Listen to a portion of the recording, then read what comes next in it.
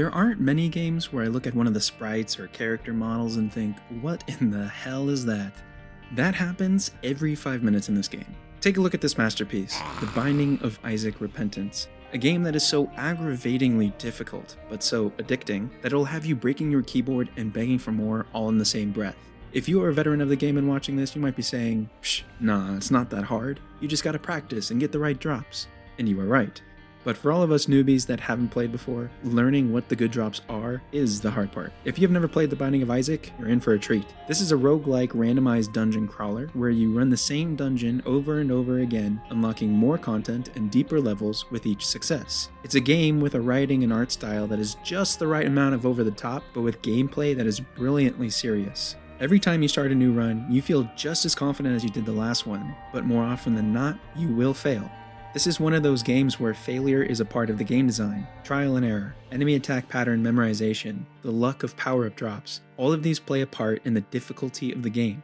The beauty of this difficulty is that it doesn't necessarily have anything to do with the game being difficult, but rather your skill at taking an absurd amount of information and making quick decisions that will alter your strategy as you play. Welcome, ladies and gentlemen, to A Casual Review, a series where I test and review games so you can decide if you want to try them out. And before I start talking about my experience with The Binding of Isaac Repentance, I wanted to first thank everyone who has watched my videos and subscribed so far. I don't know if actual YouTubers get excited for 100 subs, but I never really thought of myself as a YouTuber, just some random guy making videos for his friends and family. So the fact that any amount of people have seen my videos and liked them enough to start conversations with me and click a button to see more is just mind-blowing. Talking with some of you who are so passionate about these games I've been testing has been a highlight of my year, so I appreciate you for taking the time to do that, and I hope that I can continue giving you something decent to watch. And just so you all know, this review is a recommendation from a viewer, so shout out to them for suggesting I play this masterpiece of a game and share my experience. If you have a recommendation for a game you would like to see reviewed, let me know. But for now, back to the video.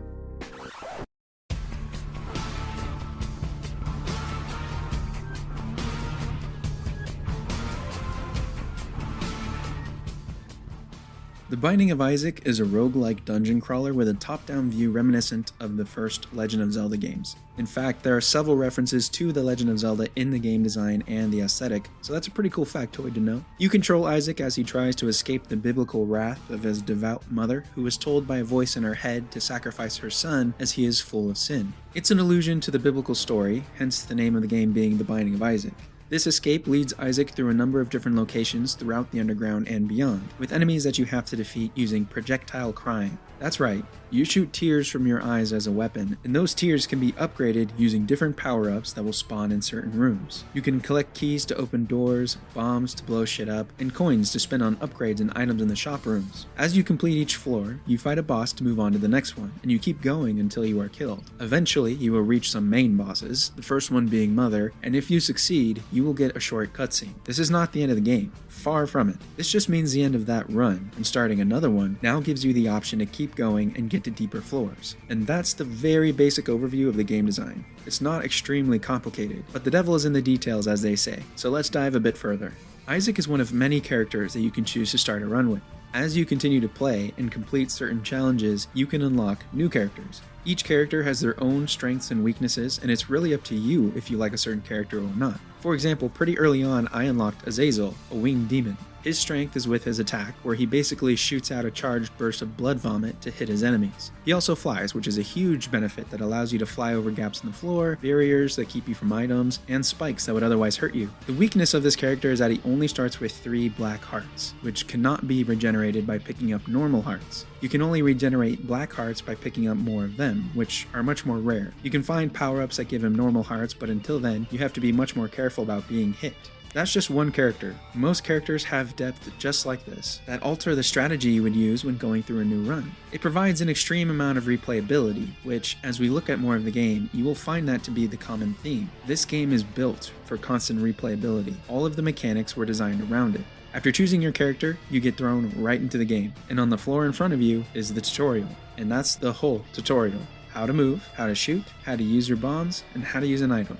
The move and shoot controls were surprisingly intuitive to learn. I am playing on a PC, so having to use WASD to move around and the arrow keys to shoot initially threw me off a bit, but within the first couple of runs it was already feeling pretty natural. Using bombs is extremely satisfying and important as they do a good amount of damage to enemies and allow you to break rocks and other barriers on the floor that keep you from picking up items. Items can be picked up throughout your run and will have various uses. Some are power-ups that will affect your stats, and others are usable abilities that give you another way to fight enemies, or gain health, or move around the room. There are hundreds of items in the game, and each one has its strengths and weaknesses that will affect your strategy. There is literally no way for me to cover all of them. I haven't even seen all of them myself, so I'll give you a couple of examples of my favorites. There is one item that increases your tier speed and turns your shot path into a loop that gives you a wide range to hit enemies. It helped me a lot since my aim at first was crap. This combines with any other power-ups you get, so it can turn into some rapid-fire, crazy, powerful spray and pray when larger groups of enemies are thrown at you. Another item causes you to spawn bombs in the middle of the room as soon as you take damage. This item is literally called Embrace Chaos or something like that. Every time I picked it up, I would immediately know that my run was pretty much over because the bombs can hurt you too. But it was honestly pretty hilarious the first couple times. The power-up would completely wipe rooms and defeat bosses with a chance that you could survive the explosions. But most of the time, you would take a bunch of damage too, and spawn more bombs. And that's true chaos.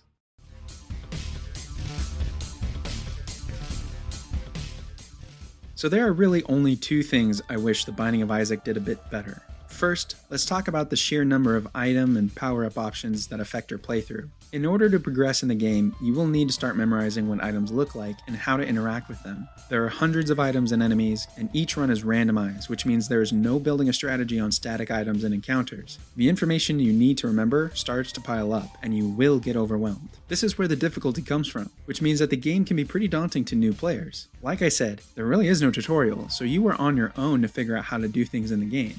Even though this is the whole design of the game, to learn as you go and always have something new pop up in your runs, it does create a small barrier to entry. New players are going to have a heavy disadvantage because every new enemy or new item they encounter will drastically affect their run. Most likely, they will fail that run, which isn't something everyone is going to like. Let me explain a bit further. Let's start with something simple. Throughout your runs, you will pick up playing cards. Each card has a title and a short description, which is a subtle hint as to what it will do when used. It's a pretty cool mechanic, and it provides even more variety to your gameplay. And never mind memorizing what each card does, but the game doesn't even tell you what button to press to use them. Granted, this is a very small issue, but it compounds with everything else that you need to start learning. So now something a little more complex. Instead of playing cards, you can also pick up pills, which each have an effect on use. Some of them will increase your stats, some will activate an ability, and some will slow you down or even lower your stats. This is another really cool mechanic, but when you pick up a pill for the first time, it won't have a description. It will only have a description after you use it in that specific run, which means you're really leaving it up to chance as to if you will get a positive or a negative benefit out of it.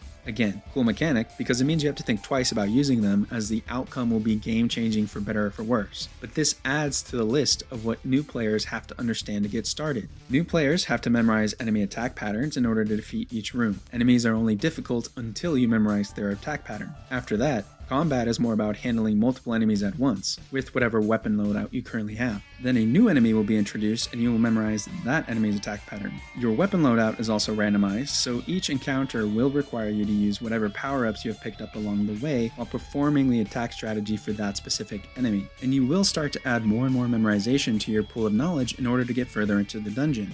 So far in my gameplay, this is the list of things I started to memorize while playing the game. The general controls, power-ups, playing cards, pills, different hearts and how they work, character strengths and weaknesses, enemy attack patterns and how to kill them, boss encounters and how to kill them, and then your stats and what they do. And there's a lot more, but I think that's enough to get to the point. My point is that the amount of memorization it takes to play the game is daunting, assuming you don't have a second monitor with an easy access wiki to explain all of this each time you go into a new room. It will take time for new players to get started with the game, and not everyone is going to stick around or get the failure screen over and over solely for the sake of trial and error.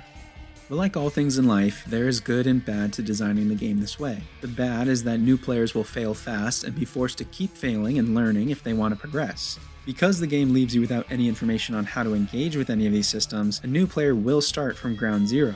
The good is the replayability factor. If you look at the game from a view of a single run, you feel like you are almost playing an entirely new game every time you start a new run. Every time I would fail, I would die, get the death screen, groan a bit, and then immediately press the spacebar, which would quick start another run. No matter how many times I died, the game did a really good job of making sure I was having fun. Even if I failed, it was quick and easy to start again, so there was no downtime needed to start over. So if the bad is the amount of stuff to learn, the good is that the game makes it easy and fun to keep learning. Sometimes I would play for hours on end without a break because pressing the spacebar to start a new game after I died just became a reflex. The second complaint I have with the game is pretty personal. It's more of a subjective feeling I have about roguelikes in general. The Binding of Isaac Repentance has over 900 items to pick up, each with a different use. There is no reasonable way that the game devs could balance them all, which means that depending on which items you encounter in your run, you have a wide range of quality that your loadout could have. Some of the items are extremely overpowered, and it made going through the game a breeze as soon as I got a good combination of them. Other times, I would get terrible combinations, and that specific run would be that much more difficult. Now, you can just chalk this up to learning the game and understanding which power-ups to take and which not to, but remember that when you are in the middle of the run, you don't know if you're going to get something better. So most of the time, at least as a new player, you're going to want to pick up a power-up even if it isn't the best. Either that, or you just won't remember what it is, pick it up, and then have to deal with the consequences.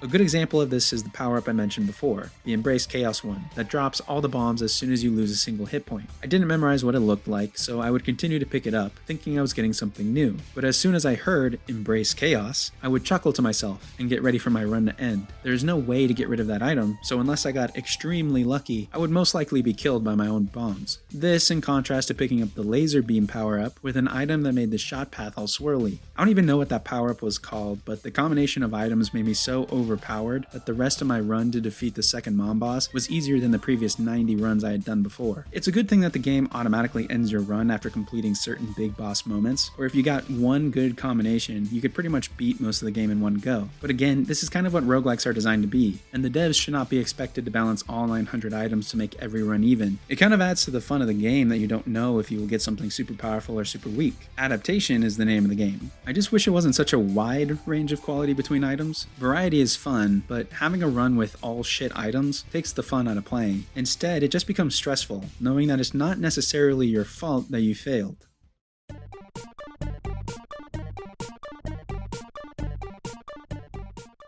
Now that I've nitpicked on the difficulty of getting started with the game, let me sing the praises of everything I absolutely love about The Binding of Isaac. First, I want to talk about its presentation. No, this isn't a graphically impressive game. Its graphics and art style are a bit era, but every item, enemy, character, and environment is creative and easily distinguishable. But never mind the graphics. What is really important is the overall tone and aesthetic the game is going for. This is a dark game. The themes portrayed by the story, by the enemies, by the amount of gore, everything is over-the-top grotesque. As an example, every time you get an upgrade to one of your abilities, the game literally shoves that upgrade into your head. So if you got a spider shot upgrade that causes your tears to slow enemies, your sprite now has a spider melded into its skull, and any more upgrades you get will just be added to the mess. Even the overall theme of the dungeons you go through are comically disturbing. The whole idea is that Isaac is running away from his mother by diving deeper and deeper into the underground. So the first location you are put in is the basement, where you find a bunch of rocks and poop on the ground. The monsters are some creepy, nightmarish creatures that are all based on mutilated or lost children. As you dive deeper into the underground, you run into different locations like that, but every single dungeon and enemy has a theme related to grotesque, nightmarish creatures, the devil, or literal poop. But even though things are dark and gross, the game doesn't take itself too seriously. More than just the overabundance of shit monsters, there are items that have humor to them, lots of farting, and a ton of references. There are references to Mario, references to Zelda, references to Bomberman, references to pop culture. I mean, they had to name 900 items and hundreds of enemies, so I'm sure at some point they just started throwing names out of their ass.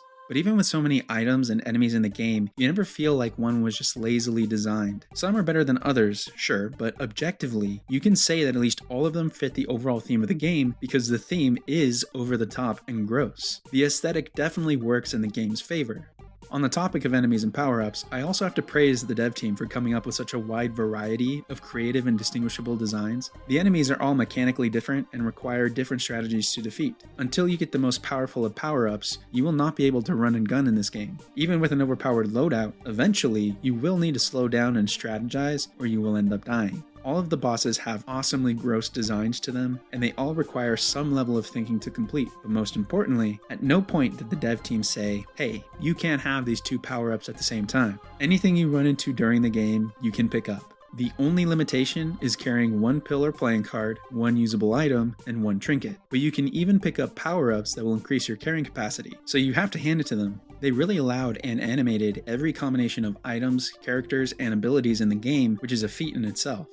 Another part of the game I absolutely adore is how smooth all of the movement and combat is. Like I said before, the controls are really easy to learn, but most importantly, the movement feels especially responsive and the aiming is exceptionally precise. For a game where you are speeding around the screen, trying to dodge attacks left and right, feeling like you have total control of your character is extremely important. And this game nails it. Even when you raise your speed stat to the max, you still feel able to control your movement. And when you get crazy mods to boost up your tier damage, you still feel in control of your aiming. That's a hard thing to pull off with so many potential factors affecting your control.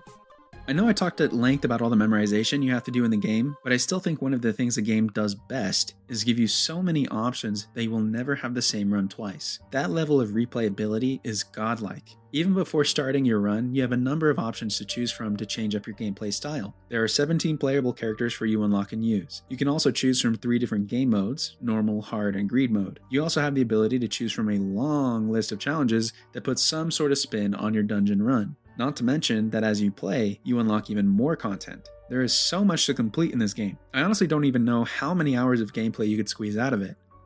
Another thing that the game does well is pacing. Well, after you play for a bit. When you first start out as a new player, the game is a bit slow. You have a lot to learn and everything you encounter is new. So the difficulty starts high as you start to memorize the different aspects of the game we went over before. But after you start learning and you beat Mother for the first time, the game really starts to pick up. I didn't kill Mother for the first time until I died 55 times. After that, I started unlocking secrets left and right. I could get further and further into my dungeon runs, I had new characters that I could play, I learned what power-ups to stay away from, and most importantly, I learned how to interact with the angel and demon item rooms. Once you start unlocking things, it all starts to fall into place. And that's when you feel like you never want to stop playing. One more thing I have to mention about the game is how easy it is to get a game started. It may seem like a minute detail, but I promise you it makes a difference. From boot up to starting your game takes maybe 10 seconds, maybe less if you know who you're picking and what mode you're playing. Not only that, but I appreciate how easy it is to keep playing. I never feel punished for dying. It may mean that I have to start my run over and get to the same point in the dungeon, but because every run is new, it doesn't get repetitive. Of course, I haven't gotten far enough in the game that a run would take me longer than 30 to 40 minutes, so right now, starting again is not the worst thing in the world. It also takes literally 2 seconds to get back into the game after dying, because restarting the game only takes one press of the spacebar. So the amount of downtime you have in the game is kept to an absolute minimum. That is brilliant game design to me. I don't want to waste any time having to set up a new game or run back to my corpse or replay the same content over and over again because I missed a checkpoint or something. Just put me in a new game and let me start messing around with the new power-ups. There is so much to this game that I can't cover in a reasonably lengthy video. I haven't discussed how there are secret rooms that you can uncover on each floor. There are hidden secrets using items that require you to perform tasks in a certain order that unlock alternate endings and more characters. The 17 playable characters can be unlocked twice, where they all become some sort of B-side character with new strengths and weaknesses. So actually in all, there are 34 characters you can play. I haven't really covered Greed Mode, which is its own mode where you just fight bosses and enemies in waves using power-ups that you can buy at the end of each round. I haven't talked about the badass music that is practically perfect for this type of game. I also didn't have time to talk about how Ed McMillan, the creator of the game, announced that while making the Repentance expansion, they would be working with and incorporating the ideas from the Anti-Birth team. Anti-Birth being the most popular fan-made mod that was created in response to the disapproval of the Afterbirth expansion. I always like to give credit to game creators who are humble enough to accept and acknowledge when someone else's idea is worth incorporating into their game. I wish larger companies would do the same, so we could have games that we actually like instead of sadness like current World of Warcraft.